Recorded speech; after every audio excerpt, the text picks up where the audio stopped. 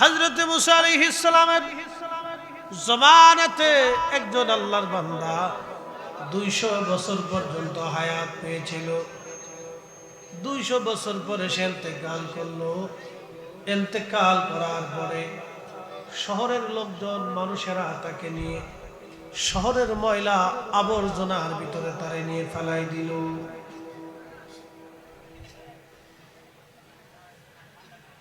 শহরের ময়লার ভিতরে যখন আল্লাহর বান্দারে ফেলে দিয়ে আসছে, জানাজাও পড়ায় নাই, দাফন কাফনও করে নাই, জানাজাও নাই, দাফন কাফনও নাই, শহরের ময়লার মধ্যে তারে ফেলে দিয়ে আসছে। আল্লাহ রাব্বুল আলামিন সঙ্গে সঙ্গে ওহী করলেন, মুসা রে, কি জন্য তুমি আমার বান্দারে শহরের ময়লার মধ্যে ফেলে দিয়ে আসছো? জানাজাও পড়াইলা না, গোসলও করাইলা না, কারণ কি? আল্লাহর পয়গম্বর মুসা আলাইহিস সালাতু ওয়াস সালাম আল্লাহকে ডাক দিয়ে বলেন, রাব্বি, তুমি এমন একজনের জন্য আমার কাছে ওহী করছো, এই লোকটাকে 200 বছরের জীবনে নামাজের কাতারে দেখি নাই, রোজার কাতারে দেখি নাই, জিকিরের কাতারে পাই নাই। এই লোকটাকে আমার উম্মতেরা গোসলবিহীন, দাফন কাফনবিহীন ময়লার মধ্যে ফেলে আসছে। বাজান রে, কোন ব্যক্তি আল্লাহর দরবারে দামি আমাদের কারোই তো জানা নাই। যারে আপনি পাগল মনে করতেছেন, হয়তো সে আল্লাহর দরবারে দামি হতে পারে। সে তো মানুষ, সে তো মানুষ, সে তো মানুষ। আমি নবী না মানিলাম, কি যে ভুল করিলাম।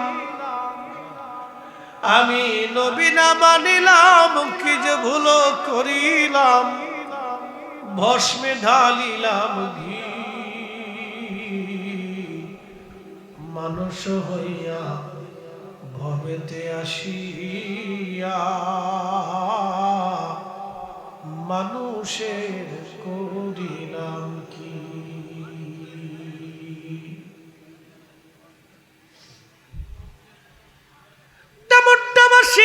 খুবই মনোযোগ দিয়া শুনবে।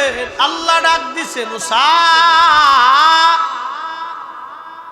আমার বান্দারে কেন শহরের ময়লার মধ্যে রেখে আসছো? গোসল করাইলা না, কাফন দাফন দিলা না, কারণ কি?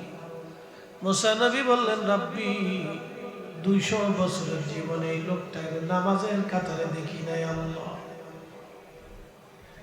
শরীয়তের মধ্যে তারে পাই নাই। হযরত মুসা নবীকে আল্লাহ ডাক দিয়ে বলেন, মুসা, 200 বছর তুমি তারে নামাজের কাতারে দেখো নাই, কিন্তু আমি রব্বে কারীম তার জীবনের সমস্ত গুনাহ আমি আল্লাহ মাফ করে দিয়েছি। না না, আর জোরে বলেন আল্লাহু আকবার। আল্লাহ কারে ক্ষমা করবে আমাদের কারোই জানা নাই, ঠিক কিনা? আমার দিকে তাকা, ফ্যানের দিকে থাকতে হবে না, আমার দিকে তাকা, বুঝে যা। ক্ষমা কত বড় নিয়ামত। মুসা আলাইহিস সালামকে আল্লাহ বলতেছেন, মুসা রে, তোমরা তো নামাজের কাতারে দেখো নাই বটে, সেটা আমিও রব জানি, কিন্তু আমি আল্লাহ তারে মাফ করে দিছি। আল্লাহু আকবার, আল্লাহ তারে মাফ করে দিছে। এই যে শোনেন, এই যে আমাদের দেশে আমরা যারা আছি, আল্লাহ কারে মাফ করছে আমরা বলতে পারবো না? ফরিদি সাহেবের জুব্বা সুন্দর, পাগড়ি সুন্দর, বিদায় যে সে আল্লাহর কাছে দামি, তা কিন্তু না। আল্লাহর কোরআন বলতেছে, ইন্না আকরামাকুম ইনদাল্লাহি আতকাকুম, আমি আল্লাহর দরবারে তার মর্যাদা বেশি, যার তাকওয়া বেশি, আমি আল্লাহর দরবারে তার দাম বেশি। আমি আল্লাহর যে ভয় করে বেশি, আমি আল্লাহর দরবারে তার দাম বেশি। একবার জোরে বলবেন কি মারহাবা। আমার দিকে দেখেন, রাস্তা কিছু পাগল আছে না?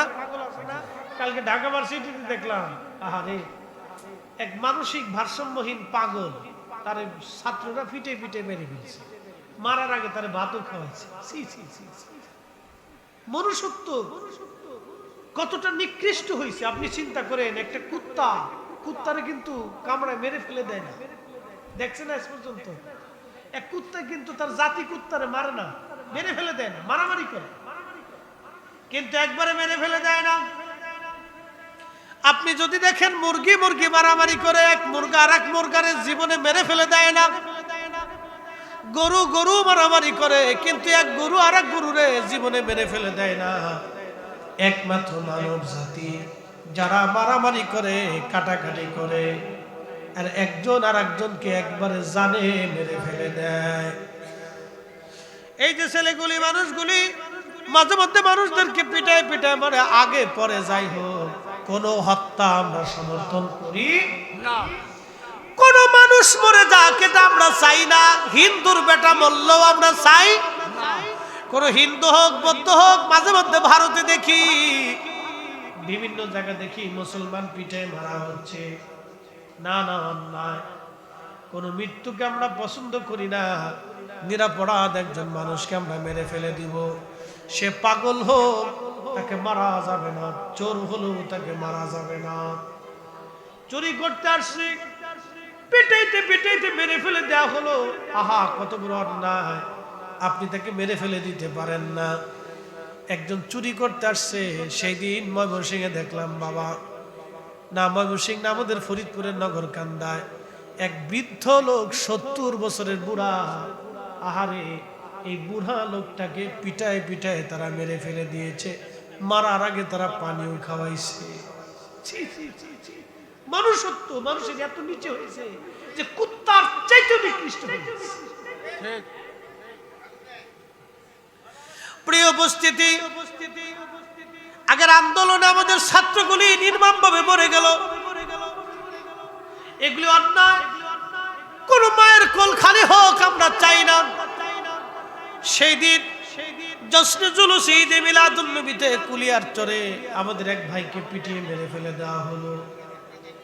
মিলাদুন নবীর মিছিলে তাকে পিটিয়ে মারা হলো, হত্যা করা হলো। দেখেন, তারা শান্তিপ্রিয় মানুষ, তাদেরকে হত্যা করা হলো। নগরকান্দা এক বৃদ্ধকে মারা হয়েছে। মায়ের ভিডিও দেখলে আপনি সহ্য করতে পারবেন না। এই বুড়া লোকটা মানসিক ভারসাম্যহীন, চোরের অপরাধ দিয়ে তাকে মেরে ফেলে দেয়া হলো। আচ্ছা, আমার কথা হলো, একটা কথা মনে রাখবেন, একজন বুড়া যদিও চুরি করতে আসছে, তিনি চুরি করতে কেন আসলো?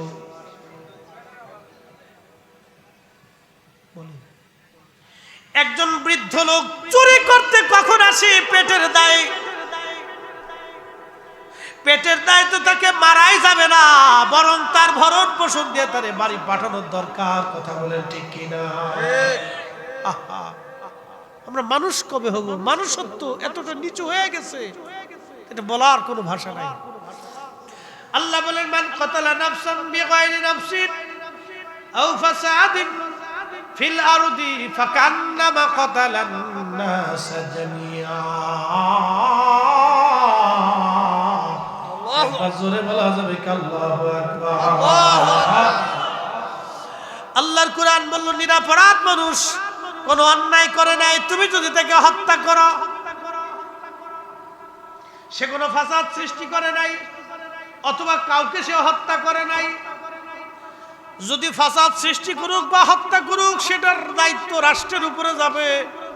তুমি যদি তাকে হত্যা করো, আল্লাহ রাব্বুল আলামিন বলতেছেন, তাম দুনিয়ার মানুষ তুমি যদি মেরে ফেলো, তাম দুনিয়ার মানুষ যদি তুমি মেরে ফেলো, যে পরিমাণ অপরাধ হবে, একজন নিরাপরাধ মানুষ মেরে ফেললে সেই পরিমাণ অপরাধ আল্লাহ তোমার আমলনামায় দিয়ে দিবে। তাম পৃথিবীর মানুষ মেরে ফেললে যেই গুনাহ, একজন নিরাপরাধ মানুষকে মেরে ফেললে সেই গুনাহ। জশ্নে জুলুসের মিলাদুন নবীর মিছিলে গেছে, লোকটাকে মেরে ফেলে দিয়েছে, হত্যা করেছে। চিন্তা করেন, একটা লোক কারো জমি দখল করতে যায় নাই, কারো বাড়ি দখল করতে যায় নাই, লোকটাকে নির্মমভাবে হত্যা করা হলো। একটা পাগল বৃদ্ধ মানুষ কারো জমি দখলে যায় নাই, হয়তো চুরির অপরাধে তাকে হত্যা করা হলো, কিন্তু সে আসলে চুরি করে নাই, সে ভারসাম্যহীন একজন পাগল লোক ছিল। কারো বাড়ির দরজায় হয়তো উঠানে গেছে চোর সন্দেহে, তাকে পিটিয়ে পিটিয়ে মারা হলো। একজন যুবক, সে ভারসাম্যহীন, চোর সন্দেহে তাকে পিটিয়ে পিটিয়ে হত্যা করা হলো। আমরা মানুষ কবে হব জানি না, মানুষ হতে হবে। আমি নবী না মানিলাম কি যে ভুল করিলাম, আমি নবী না মানিলাম কি যে ভুল করিলাম, ভস্মে ঢালিলাম ঘি। মানুষ হইয়া ভবেতে আসিয়া মানুষের করিলাম কি, মানুষ হইয়া ভবেতে আসিয়া মানুষের করিলাম কি। আল্লাহ ডাক দেখে, মুসা যদি তুমি নামাজের কাতারে পাও নাই, কিন্তু আমি আল্লাহ মাফ করে দিয়েছি। একসাথে জুড়ে বলবেন আল্লাহু আকবার। আল্লাহর নবী মুসা আলাইহিস সালাম ডাক দেখে, রাব্বি কোন কারণে মাফ করলা, আমি কি জানতে পারি? আল্লাহ বলেন, হ্যাঁ জানবি। বলে, আল্লাহ এই পাপিষ্ঠ লোকটারে তুমি কেন মাফ করলা, কারণ কি? আমরা কেউ জানি না আজকের মাহফিলে আল্লাহ কারে মাফ করে দিবে, আমরা কেউ বলতে পারবো না। এই জন্য কোনো বিষয়কে ছোট করে দেখবেন না, আমলকে ছোট করে দেখবেন না। আল্লাহর নবী বললেন, সহিহ বুখারীতে হাদিস আসছে, নবীজি বলেন, উম্মত তোমরা জাহান্নাম থেকে বাঁচো, জাহান্নাম থেকে বাঁচো। যদি তোমার ভাইকে একটা খেজুর খাওয়াইয়া হলো তুমি জাহান্নাম থেকে বাঁচার চেষ্টা করো। যদি সম্ভব না হয়, তোমার ভাইয়ের সঙ্গে মুস্কি হাসি দিয়ে হলো তুমি জাহান্নাম থেকে বাঁচার চেষ্টা করো। তোমার ভাইয়ের সঙ্গে মুস্কি হাসি দিয়ে হলো জাহান্নাম থেকে বাঁচার চেষ্টা করো। তোমার ভাইকে একটা খেজুর দানা খাওয়াই হলো জাহান্নাম থেকে বাঁচার চেষ্টা করো। বন্ধু আমার, খুব মনোযোগ দিয়ে কথাগুলি শুনবেন। হযরত মুসা নবী জিজ্ঞেস করলেন, রাব্বি কোন কারণে আপনি মাফ করলেন? আল্লাহ আল্লাহ পাক ডাক দিয়ে বলতেছে, মুসা রে, এই লোকটা 200 বছরের জীবনে নামাজের কাতারে যায় নাই, আমি রব তার আমল সব জানি, কিন্তু রাতের আধারে আমারে বান্দা কখনো ঘুমাইতো না। শুধু তাই নয়, আমার বান্দা জেগে জেগে তাওরাত কিতাব পড়তে থাকতো। ইয়া আইয়ুহাল মুযাম্মিল কুমিল লাইলা ইল্লা কলিলা।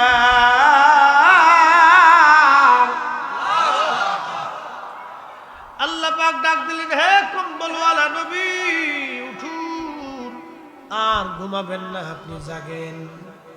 রাত্রির কিছু অংশ জাগরিত হন, নিসফাহু আবিল কুসু, অর্ধাংশ অথবা তার চাইতে কম, 3 ভাগের 1 ভাগ। তাহাজ্জুদ আল্লাহর নবী কাজা করতেন না। আল্লাহ বললেন, মিনাল লাইলি ফাতাহাজ্জাদ বিহি নাফিলাতাল লাক। নবী গো, আপনার জন্য তাহাজ্জুদ নামাজকে আমি নফল করে দিয়েছি, অতিরিক্ত করে দিয়েছি। হুজুর, আপনি তাহাজ্জুদ পড়বেন, তাহাজ্জুদের সময় উঠবেন, তাহাজ্জুদ আদায় করবেন। তাহাজ্জুদ যদি আপনি পড়েন নবীজি, আপনাকে আমি আল্লাহ একটা পুরস্কার দেব। আসা আইয়াবআসাকা রাব্বুকা মাকামান মাহমুদা।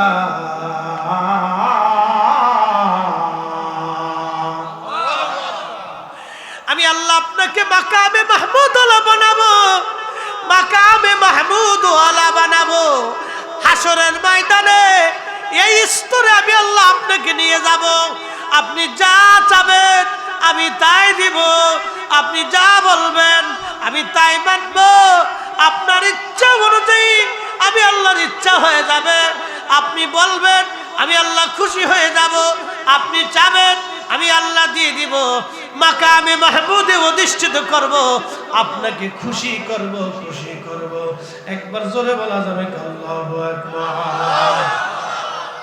শ্রেষ্ঠ নবী দিলাম রে তরিয়ে নিতে রোজ হাসরে, বলেন শ্রেষ্ঠ নবী দিলাম রে তরিয়ে নিতে রোজ হাসরে, পথ না ভুলি তাই তো দিলে, পথ না ভুলি তাই তো দিলে, পাক কুরআনের বাণী খুদা তোমার মেহেরবানি।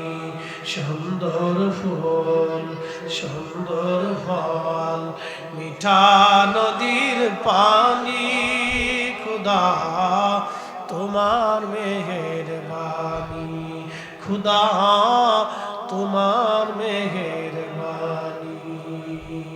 আল্লাহ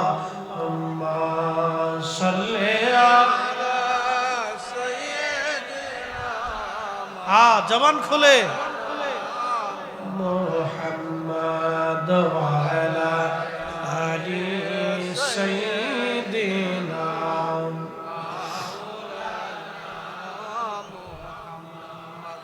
প্রিয় মুদ্দার মুসলমান, খুবই মনোযোগ দিয়ে শুনিয়া যান। আল্লাহ পাক বললেন, হাবিব আপনি তাহাজ্জুদ পড়বেন, শেষ রাত্রি বেলা উঠবেন। এই জন্য কোন নবী কোন ওলিরা শেষ রাত্রে আল্লাহর ইবাদত ছাড়া থাকতেন না। তারা তাহাজ্জুদের সময় উঠতেন, আল্লাহকে খুশি করতেন, আল্লাহকে ডাকতেন। আল্লাহ ডাক দিয়ে বলতেছে, মুসা আমারে বান্দা গভীর রাত্রিবেলা উঠিয়ে তাওরাত পড়তো।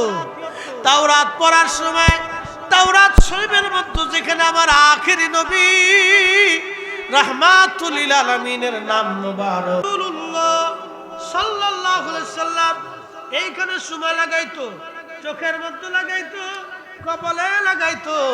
একবার জোরে বলবেন কি মারহাবা মারহাবা।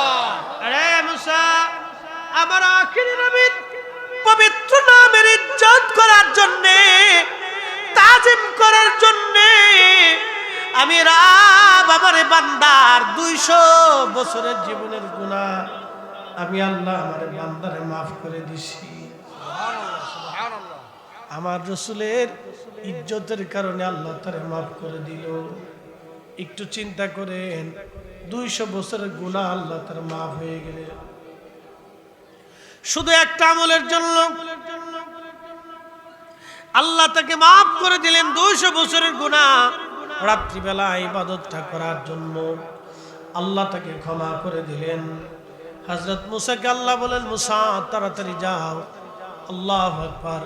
হিলিয়াতুল আউলিয়ার মধ্যে আমার ঘরে কিতাবখানা আছে, আল্লামা মুসান্নিফ আল্লাহ তিনি লিখতেছেন, হযরত মুসাকে আল্লাহ বলেন, মুসা তাড়াতাড়ি যাও, তারে ময়লা থেকে উঠাইয়া সুন্দর করে গোসল করাইয়া পাক সাফ করাইয়া মুসারে তারে সুন্দর গোরস্থানের মধ্যে দাফন করাও। আমার বান্দারে ময়লার মধ্যে রাখবা না, আমি আল্লাহ তার 200 বছরের গুনাহ মাফ করে দিয়েছি। হাজিরিন, আমার রাসূলের সাথে সম্পর্ক হওয়ার জন্য মুসা আলাইহিস সালামের উম্মতের 200 বছরের গুনাহ যদি মাফ হয়, নবীর নামে চুমা লাগানোর জন্য, ইজ্জত করার জন্য মুসা আলাইহিস সালামের উম্মতের 200 বছরের গুনাহ যদি মাফ হয়, আজকের পবিত্র মিলাদুন নবীর মাহফিলে আমার নবীজির সাথে সম্পর্ক হওয়ার কারণে আমাদের জীবনের গুনাহ মাফ হতে পারে কি পারে না?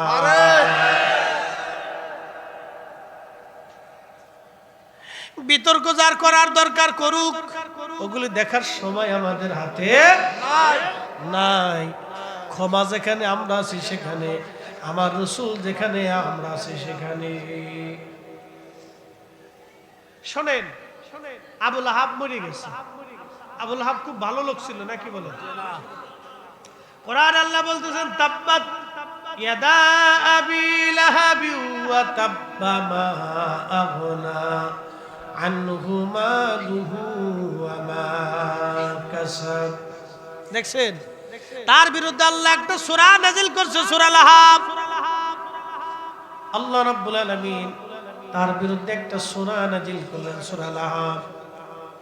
এত বড় কাফটা কাফের মারা গেল। মারা যাওয়ার পরে আব্বাস রাদিয়াল্লাহু আনহু ঘুমানো, স্বপ্নের ঘরে দেখতেছে, স্বপ্নের ঘরে হযরত আব্বাস রাদিয়াল্লাহু আনহু দেখতেছে আবু লাহাব রে কবরের ভিতরে জাহান্নামের মধ্যে দেখা যায়। জিজ্ঞেস করলেন, কিরে আবু লাহাব কেমন আছিস ভাই আমার? তা আব্বাস রাদিয়াল্লাহু আনহু স্বপ্ন দেখতেছে, আব্বাস আমার নবীজির আপন চাচা, আবু লাহাবও চাচা। তা আব্বাস রাদিয়াল্লাহু আনহুর ভাই ছিল আবু লাহাব। তো ভাইরে স্বপ্ন দেখতেছে, স্বপ্ন দেখে জিজ্ঞেস করতেছে, আবু লাহাব রে কেমন আছিস? তো বলতেছে, আব্বাস আমি ভালো নাই, খুব কষ্টের মধ্যে আছি। তোমরা ঈমান আনছো, আমি ঈমান আনতে পারি, আমার জন্য অনেক বড় সর্বনাশ হয়েছে। আব্বাস রে তুই তো কালেমা পড়ছিস, আমি তো ঈমান আনতে পারি। কিন্তু আব্বাস শোন রে, সোমবারের দিন আল্লাহ আমার আযাব রে হালকা করে দেয়। আর জোরে বলেন তো, কোন বারে? কোন বারে? সোমবার। হযরত আব্বাস রাদিয়াল্লাহু আনহু জিজ্ঞেস করলেন, আবু লাহাব সোমবারের দিন আল্লাহ তোমার আযাব হালকা করে দেয় কোন কারণে বলবা? আবু লাহাব ডাক দিয়ে বলতেছে, আব্বাস রে সোমবারের দিন আমার এই যে শাহাদাত আঙ্গুল, এই আঙ্গুলের আগার মধ্যে পানি জমে, ওই পানি আমি চুষে চুষে আমার কলিজা ঠান্ডা করি, আমার আযাব আল্লাহ হালকা করে দেয়। বলে আব্বাস শোন, একটা মাত্র কারণে, আমার ভাতিজা মুহাম্মদ আমিন যখন দুনিয়াতে তাশরীফ এনেছিল, নবীজি পৃথিবীতে তাশরীফ আনার পরে আমার দাসী ওই ঘরের মধ্যে ছিল সুয়াইবা। আবু লাহাবের ঘর থেকে প্রিয় নবীজির বেলাদতের ঘর জাবাল আবু কুবাইস পাহাড়ের পাদদেশে, ওখান থেকে দৌড়াইয়া আবু লাহাবের ঘরে এসে বলতেছে, মনিব, মনিব রে আপনার ভাতিজা হয়েছে, আপনার ভাতিজা হয়েছে। ছেলে মেয়ে হইলে আপনারা খুশি হন না? বিশেষ করে ছেলে হইলে অনেকে বেশি খুশি হয়। ফুলা হইলে বেশি খুশি। আগের যুগে ফুলা হইলে মনে করতে একটা লাঠি হইছে, কি কথা কন না? আগের যুগে ফুলা হইলে মানুষ মনে করতে একটা লাঠি হইছে, বিরাট খুশি, ফুলা হইলে খুশি হইতো। কিন্তু না, ফুলা মেয়ে যাই হোক আপনাকে খুশি হইতে হবে, সমান খুশি হইতে হবে। কি সমান খুশি হইতে হবে? সমান খুশি, একটা বেশি হবে না একটা কম হবে তা, কিন্তু সমান খুশি হইতে। আবু লাহাব বলতেছে, দাসী সুয়াইবা দৌড়ে এসে আমারে বলতেছে, মনিব আপনার ভাতিজা হইছে, আপনার ভাই আব্দুল্লাহর ঘরে ছেলে হইছে।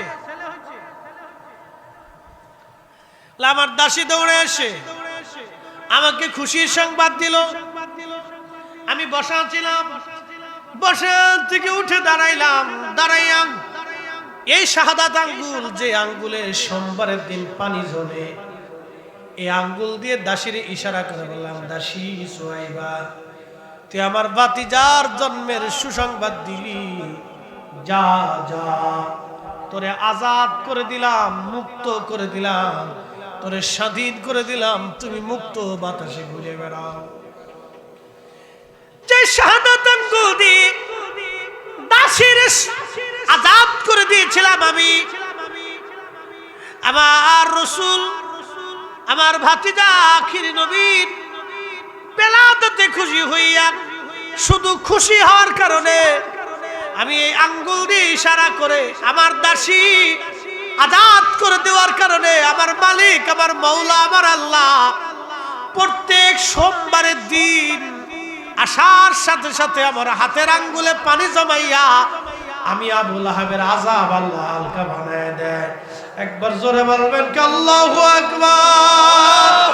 না না, আরো জোরে বলেন আল্লাহু আকবার। নবীর বেলাদাতে খুশি হওয়ার জন্য, নবীর মিলাদে জন্ম আজাদ করার কারণে আবু লাহাবের মতো কাট্টা কাফেরের আযাব যদি আল্লাহ তার উপরে দয়ার দৃষ্টি দিতে পারে, আল্লাহ যদি ইহসান করতে পারে, তাহলে আমরা নবীজির আগমনে খুশি হইয়া মাহফিল সাজাইয়া আল্লাহর শুকর আদায় করিয়া জিকির করিয়া মানুষে খাওয়াইয়া আল্লাহ আমাদের জীবনের গুনাহ মাফ করতে পারে কি পারে না? আপনি ঝগড়া করতে পারেন, ঝগড়া করতে পারেন, ওটা আপনার ফাংশন। আপনি তর্ক করতে পারেন, বিতর্ক আপনার আসতে পারে, এটা আপনার বিষয়। এখানে আমি আপনার সাথে বিতর্ক করতে পারবো, কারণ আবু লাহাবের যদি আল্লাহ ইহসান করতে পারে তাহলে আমারে করবে না? কারণ কি কথা কর না? আমার যুক্তিকতা আছে কিনা?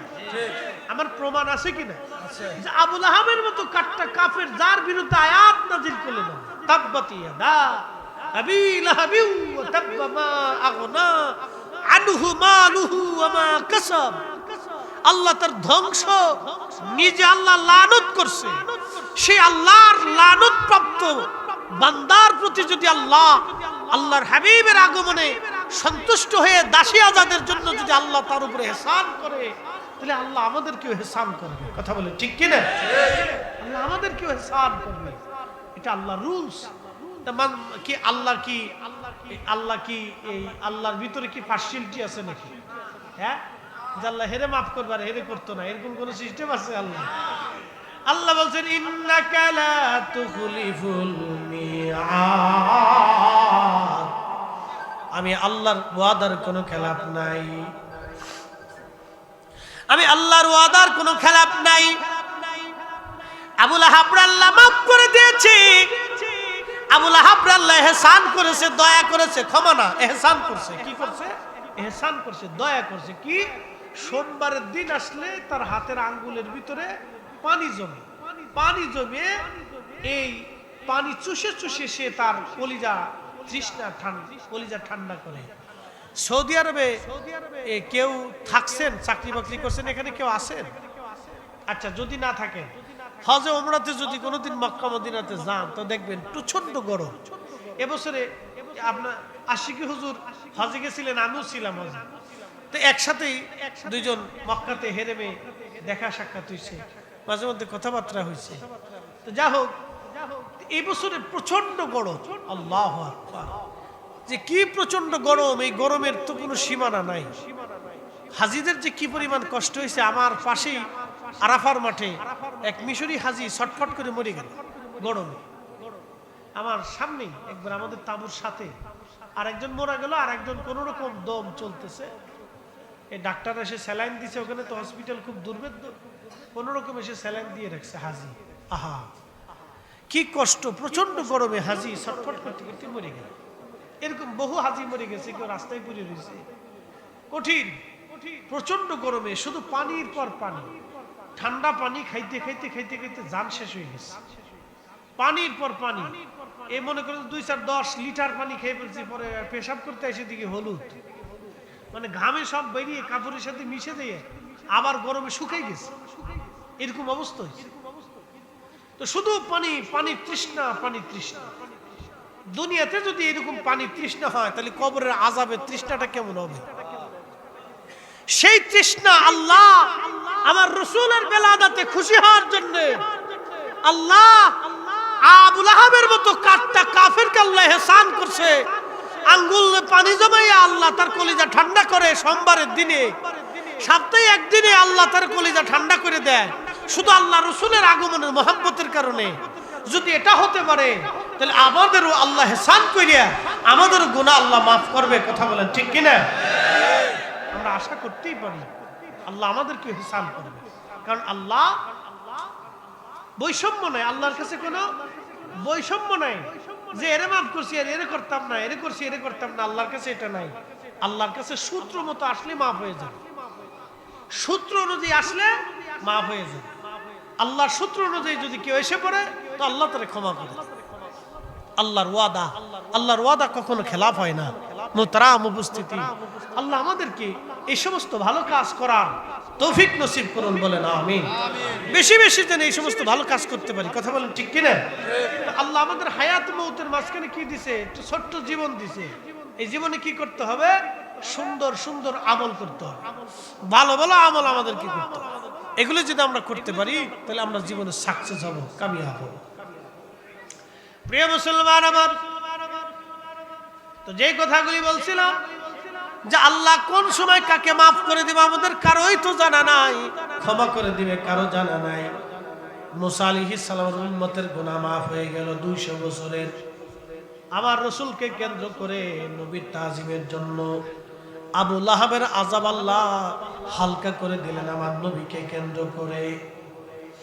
বন্ধু আমার, উস্তুনে হান্নানে একটা মরা কাঠ এখনো মসজিদে নববীতে, সেই মিম্বার শরীফ যেই মিম্বরে আল্লাহর নবী বসতেন, মিম্বার শরীফ থেকে হুজরা শরীফ পর্যন্ত মিন রিয়াজুল জান্নাহ, জান্নাতের বাগান। আল্লাহর নবীর মিম্বার শরীফ থেকে রওজা শরীফ পর্যন্ত জান্নাতের বাগান। এই মিম্বার শরীফের নিচে উস্তুরে হান্নানাকে আল্লাহ রাব্বুল আলামিন নবীর সাহাবীরা দাফন করে রাখলেন। নবীজি বললেন, কিয়ামতের মাঠে আমি উস্তুরে হান্নানাকে নিয়ে মেহেশরের মাঠে আমি তাকে নিয়ে জান্নাতে চলে যাব। একটা মরা কাঠ জান্নাতে চলে গেল নবীকে কেন্দ্র করে।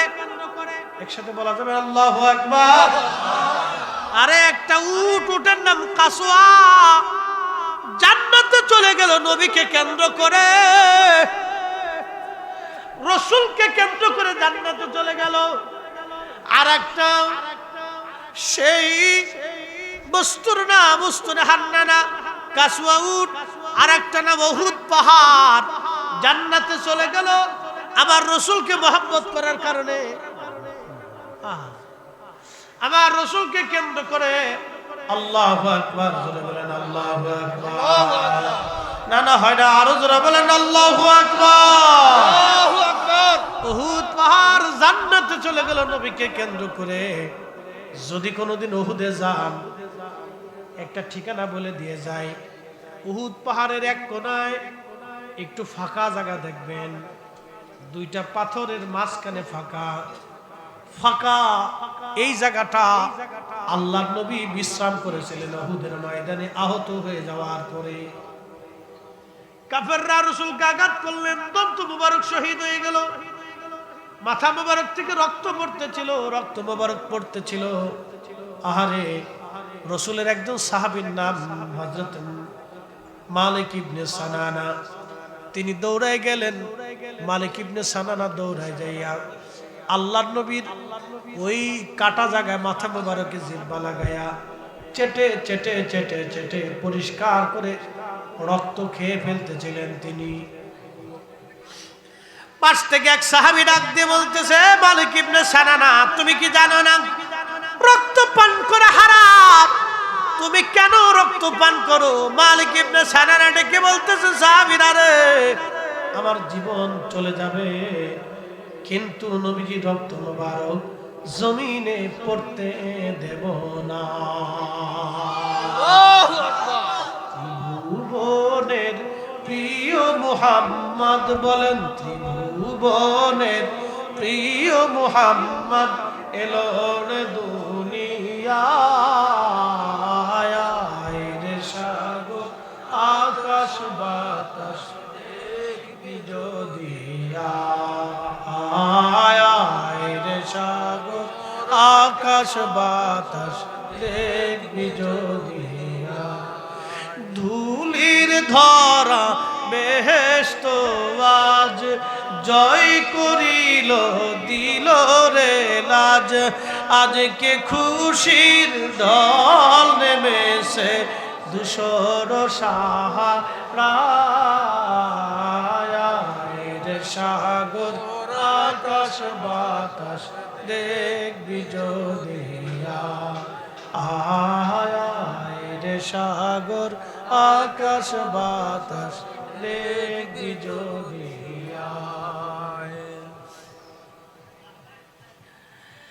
আল্লাহর নবী ডাক দিয়ে বলতেছে, সাহাবীরা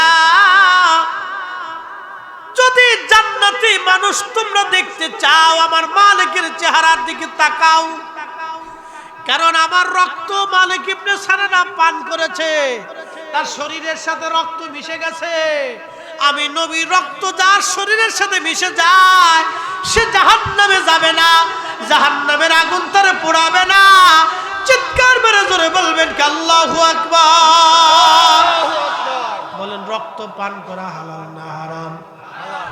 কিন্তু আমার রাসূলের রক্ত হওয়ার কারণে, নবীর সাথে সম্পর্ক হওয়ার কারণে মালিক ইবনে সানানার ইজ্জত বাড়ছে না কমছে? বাড়ছে। নবীর সাথে নিসবত হওয়ার কারণে বাড়ছে না কমছে? বাড়ছে। মসজিদ কার ঘর? আল্লাহর। মসজিদে যে পাথর আপনার বাড়িতে সেই পাথর, মসজিদে যেই বালি আপনার বালি একই রকম বালি, মসজিদে যেই সিমেন্ট আপনার বাড়িতে সেই একই কোম্পানির সিমেন্ট, মসজিদে যে টাইলস আপনার বাড়িতে একই কোম্পানির টাইলস। কিন্তু মসজিদে যাওয়ার কারণে আপনি জুতা পাই দিলেন না, কিন্তু আপনার ঘরে থাকার কারণে জুতা পরলেন। মসজিদে গেল জুতা পরলেন না, কারণ কি? মসজিদের সম্পর্ক কার সাথে? আল্লাহর সাথে। আল্লাহর সাথে হওয়ার কারণে মসজিদের দাম বাড়লো না কমলো? আজকের মাহফিল আমার নবীর সাথে, নবীর সাথে সম্পর্ক হওয়ার কারণে এই মিলাদুন নবীর মাহফিলের দাম বাড়লো না কমলো? আমাদের দাম বাড়লো না কমলো? তাহলে মাহফিল হবে না বন্ধ হবে? চলবে কি চলবে না? একসাথে জোরে বলেন তো আল্লাহু আকবার। এই মাহফিলে বরকত আছে, খুব মনোযোগ দেন। মালিক ইবনে সানানা তেনার ইজ্জত বাড়ছে না কমছে? কিন্তু রক্তপান করে ফেলছে।